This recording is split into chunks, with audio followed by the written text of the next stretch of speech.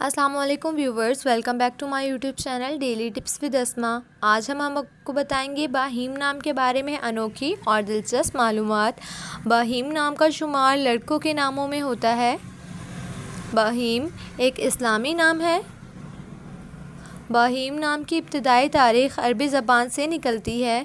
बाहीम नाम के अफराद के लिए खुशकिस्मत नंबर 4 माना जाता है।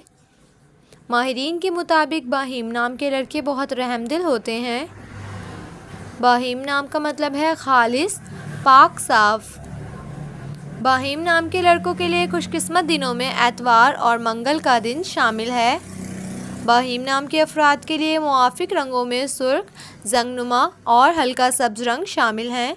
बाहीम नाम के अफराद के लिए मुआफ़िक पत्थरों में पुखराज पत्थर शामिल है।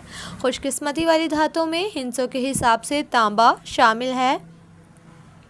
सो फ्रेंड्स, अगर आप अपने नाम का मतलब जानना चाहते हैं तो कमेंट बॉक्स में अपना नाम लिखें। इंशाअल्लाह हम आपके नाम की वीडियो ज़रूर बनाएंगे। Thanks for watching. अल्लाह हाफिज़।